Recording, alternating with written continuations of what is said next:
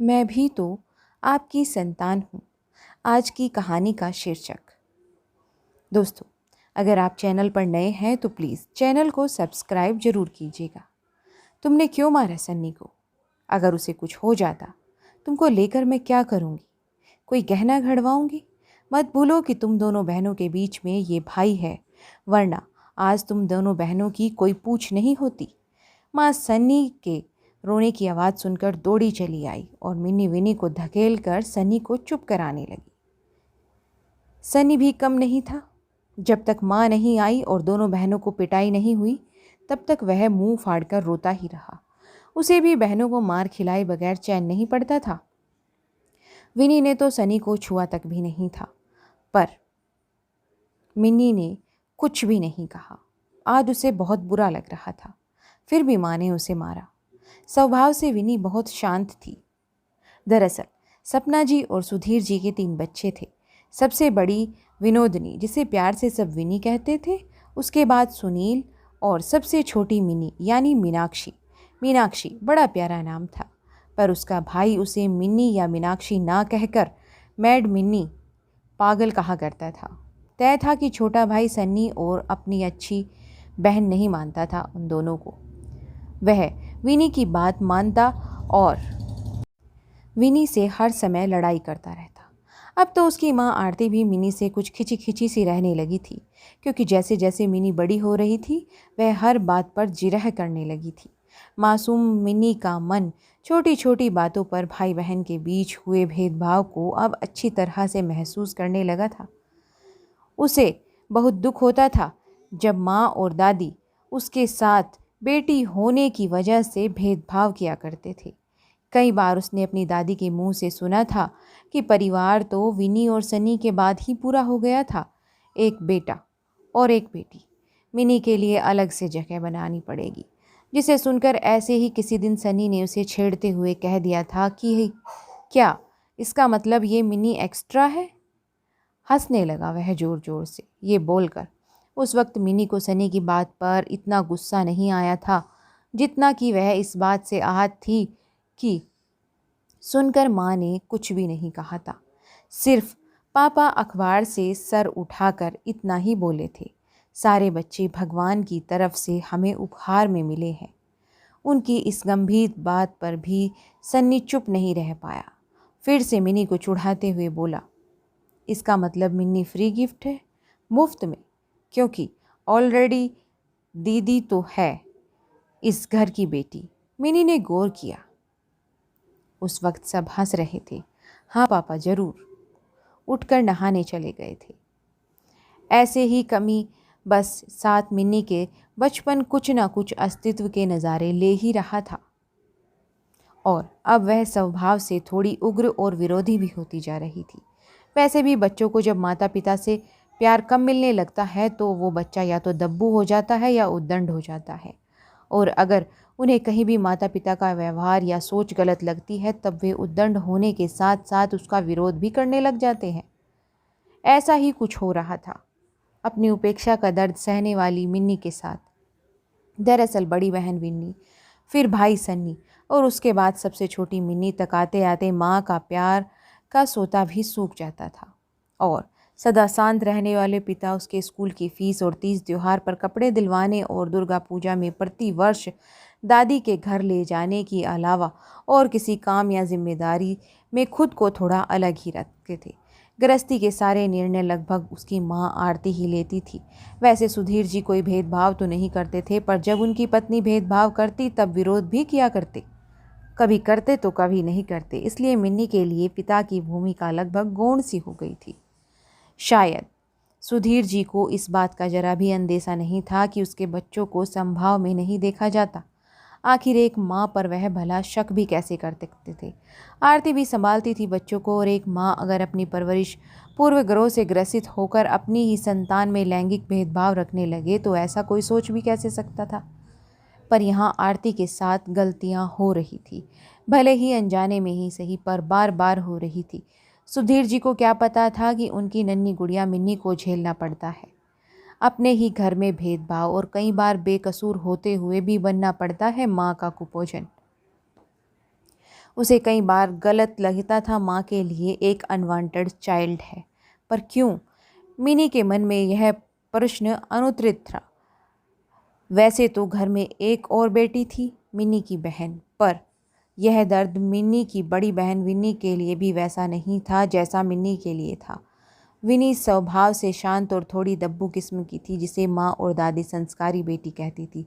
7वीं कक्षा में पढ़ने वाली मिनी यह मान चुकी थी कि वह एक बेटी है और सनी बेटा है, इसलिए सनी को ज़्यादा प्यार और इम्पोर्टेंस मिलती थी। उसे माता पिता का उतना प्यार नहीं मिलता था, जितना मिलता था उसमें वो संतुष्ट रहने की कोशिश करती थी। मीनू ऐसा नहीं समझती थी। मीनू को तो माँ का प्यार चाहिए था। जिस तरह माँ सन्नी से प्यार करती थी वैसा ही लाड़ उसे अपने लिए भी चाहिए था। पर वो कहती भी किससे? उसकी माँ आरती कहाँ समझ पाती थी उसका दुख। विनी थोड़ी संतोषी स्वभाव की थी, पर मिन्नी में चपलता थी और उसकी बुद्धि भी बहुत तीक्ष्ण थी। ऐसे बारीकी से बारीक बात भी परख लेते और फिर किसी को गलत तर्कों का विरोध करने का साहस भी रखते। मिनी में तो स्वाभिमान का पट कुछ ज़्यादा ही था। जब वह देखती कि छोटी छोटी बात पर जब माँ उसमें और सनी में भेदभाव करती तो उसका मन विद्रोह करने लगता। कई बार रोकर, कभी गुस्सा करके अपनी बात माँ तक पहुँचाने की कोशिश करती थी, पर माँ तो जैसे सन्नी की उचित अनुचित हर बात को मान लेती और उसको ही ज़रूरी समझती थी। अब भी सनी की गलती जाने बिना उसने मिनी की कुटाई कर दी थी और नन्ही मिनी का मन अब पक्का सोचने लगा था कि माँ भेदभाव करती है। दरअसल बात यह थी कि मिनी पानी पी रही थी और मिनी के हाथ से पकड़े शीशे के ग्लास को सनी ने हाथ में झटक कर मस्ती की कोशिश की। तभी शीशे का ग्लास टूट गया तो मिनी ने उसे एक धौल जमा दिया। तब वह ऐसे रोया कि उसके रोने की आवाज़ माँ के कानों तक जरूर पहुँच जाए। फिर माँ के कानों तक सनी की रोने की आवाज़ पहुँची और फिर पिट गई मिनी बेकसूर। आहत मिनी अपने खुद के आंसू पोंछ रही थी और सन्नू की ढिठाई देखकर तिल मिला गई, क्योंकि ऐसा अक्सर होता था कि सनी को कोई कुछ नहीं कहता, पर छोटी सी गलती होने पर माँ मिनी को ही डांटती। विनी तो इस भेदभाव को अपनी नियति मान चुकी थी, पर स्वाभिमानी मिन्नी का बाल मन उसे कई सवाल करने लग जाता था। वह देख रही थी उसे मारकर माँ ने सनी को गले लगाकर प्यार किया था और मिनी का गुस्सा बाहर आने को था। आखिर मीनाक्षी ने जब माँ से मार खा लिया तब वह जाकर सनी को चैन पड़ी और उसका रोना भी बंद हो गया। मिनी से नहीं रहा गया तो उसने माँ से पूछ ही लिया, आप मेरी गलती नहीं होती तब भी मुझे मारती हो पर भाई को कुछ नहीं कहती? आप भेदभाव क्यों करती हो माँ? और आप ये क्या बोलती रहती हो कि भाई को कुछ हो गया तो मुझे लेकर क्या गहने घड़वाओगी? क्या मतलब है इसका? मैं भी तो आपकी संतान हूँ, पर आप हमेशा सनी की ही साइड लेती हैं। मीनाक्षी आज रोष में थी, फिर उसे बोलते बोलते रोना भी आ गया। खैर, मीनाक्षी के सजल नैनों से पूछा हुआ सवाल जवाब उसकी माँ आरती के पास भी नहीं था। शायद वह भी सोच में पड़ गई कि वह ऐसा क्यों बोलती थी। शायद अपने बचपन में ऐसा ही सुनते सुनते वो बड़ी हुई थी अपनी दादी और माँ से, कभी कभी बुआ से। उन दिनों बड़ा अंतर किया जाता था बेटे बेटी के पालन पोषण में, कभी खान पान को तो कभी समाज के कड़े नियम और मापदंड अलग अलग होते थे लड़के लड़कियों के लिए। अक्सर प्रगतिशील माने जाने वाले घरों में भी बेटे और बेटी में भेदभाव किया जाता था और नन्ही मीनाक्षी की माँ आरती का घर भी उस तरह के घरों में से एक था। उसे बचपन में ऐसा ही होता था। आज जब मीनाक्षी उर्फ मिन्नी ने वही सवाल पूछा जो बचपन में कई बार उसकी माँ ने अपने घर में पूछा था, वह अपनी बेटी के साथ भी ऐसा ही कर रही है। उस दिन छोटी सी मीनाक्षी के सवाल ने आरती के मन में उथल पुथल मचा दी। 7वीं में रही होगी आरती, लगभग 12 साल की, जब उसे घर में कई लोगों से एक साथ डांट पड़ी थी और उस दिन उसे एहसास हुआ था कि कुछ खेल सिर्फ लड़कों के ही खेल सकते हैं और फुटबॉल में भी उसी में आता था। हुआ ये कि आरती के घर के सामने एक खेल का बड़ा सा मैदान था जहाँ स्कूल के बच्चे आकर खेलते थे। उन दिनों उसका भाई भी अपने दोस्तों के साथ खेल रहा था और आरती अपनी सहेलियों के साथ बेर तोड़ने में लगी हुई थी। तभी बॉल उसकी तरफ आई और आरती ने इतना सटीक मारा कि सब वाह वाह कर उठे। 5वीं में पढ़ने वाला उसका छोटा भाई चेतन भी अपनी दीदी का सटीक एंगल पर तालियां बजाने लगा। उस दिन वह बच्चों के आग्रह पर आरती ने कुछ देर तक खेल तो खेला।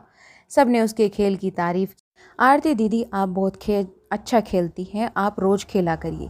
सुनकर आरती बहुत खुश हुई। उस दिन जब घर आई तब शायद उसका बॉल जितनी दूर नहीं गया था उससे ज़्यादा दूर तक उसके लड़कों के साथ फुटबॉल खेलने की बात उसके घर तक पहुंच गई। घर में सबकी सब मिले डांट फटकार से आरती को अच्छी तरह समझ आ गया कि चूंकि वह एक लड़की है इसलिए उसके लिए फुटबॉल खेलना यूं लड़कों की तरह उछलना सही नहीं है। उसके बाद भी उसके पहले भी कोई ऐसे वाक़ये हो चुके थे और आरती भेदभाव सहती हुई बड़ी हो गई। परीक्षाओं के दिनों में जब सब भाई बहन पढ़ रहे होते तब उसकी माँ उसे उठाकर काम करने के लिए कहती थी। छोटे भाई या बड़े भैया उसे कुछ भी नहीं कहते थे। बेटियों को तो ब्याह कर दूसरे घर जाना होता है, उन्हें घर का सारा काम करना चाहिए होता है, थोड़ा संयमी भी होना चाहिए। कई बार दूध का पूरा भरा अध भरा गिलास जब माँ लेकर आती तो आरती स्वतः ही अध भरा गिलास आगे बढ़ा कर ले लेती। उसका बालमन इन भेदभाव को आत्मसात कर चुका था, पर उसे पता नहीं था कि उस भेदभाव को जिसने भी अपने सहने के अंदर हिम्मत रखी उसकी वजह से उसे बच्चे भी उस भेदभाव को झेल रहे थे। तभी तो आज मीनाक्षी ने भी ये सवाल पूछ लिया था जो वह खुद अपनी माँ से कभी नहीं पूछ पाई थी। कहना ना होगा कि उस दिन से मीनाक्षी की माँ यानी आरती ने अपने बेटे बेटी में कभी भेदभाव नहीं किया। मीनाक्षी को अपनी माँ का बराबर प्यार मिलता और भाई की तरफ से सम्मान, तो बचपन भी अन्य बच्चों की तरह खेलने लगा और मिनी के हंसते बचपन में आरती अपनी छवि देख रही थी। तो दोस्तों, आपको कहानी कैसी लगी कमेंट्स करके हमें ज़रूर बताएं। आप क्या बचपन ऐसा ही होता है? क्या इस तरह का भेदभाव घरों में अनुचित है? अपने कमेंट्स हमें ज़रूर शेयर करें। मिलते हैं आपको ऐसी ही नई कहानियों और नए विचारों के साथ। तब तक के लिए आप अपना और अपने परिवार का भरपूर ध्यान रखें। तब तक के लिए धन्यवाद।